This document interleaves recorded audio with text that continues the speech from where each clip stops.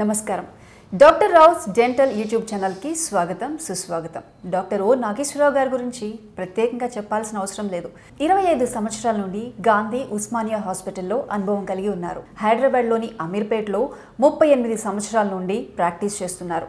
Doctor గారు ఈ YouTube ఛానల్ని స్టార్ట్ చేయడానికి గల ముఖ్య ఉద్దేశం సామాన్యులకు దంత పరిజ్ఞానం కలిగించడమే ఆయన ముఖ్య లక్ష్యం. అయితే ఈ అవకాశాన్ని ప్రతి ఒక్కరూ సద్వినియోగం చేసుకోవాలని కోరుకుంటున్నాం.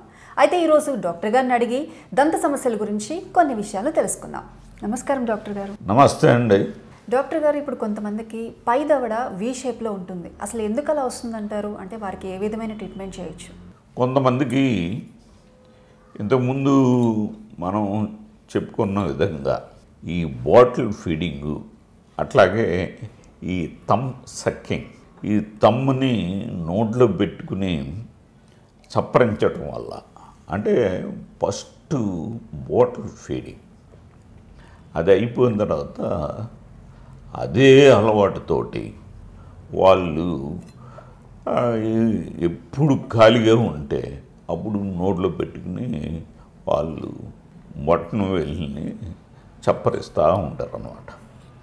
ఇట్లా చప్పరించడం వల్ల ఈ పై దవడ ఈ వి షేప్లోకి వచ్చేస్తుంది.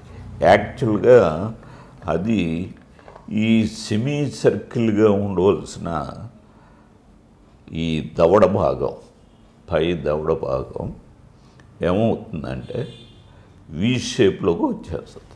ఎందుకు? ఈ బొటన్ వేలు నోట్లో పెట్టుకుని చప్పరించడం వల్ల.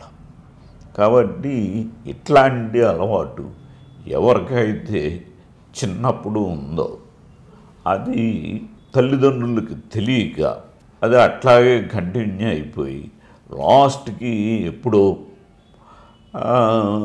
చూసుకునేటప్పటికి అది వి షేప్లోకి వచ్చేస్తుంది అన్నమాట.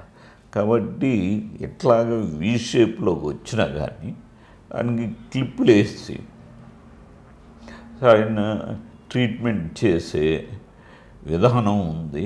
కాబట్టి వారు కూడా నా పళ్ళు ఇట్లా ఉన్నాయి, నా ముఖం ఇట్లా ఉంది, నా దవడ ఇట్లా ఉంది అని బాధపడవలసిన అవసరం లేదు. కాబట్టి ఈ విషయాన్ని గమనించి ఇప్పుడు ఎవరికైతే అట్లా ఉన్నాయో వారు డాక్టర్ని సంప్రదిస్తే డెఫినెట్గా అది సరిచేసే మార్గం ఉంది. కాబట్టి దాన్ని ఉపయోగించుకోవాల్సిందిగా కోరుతాము.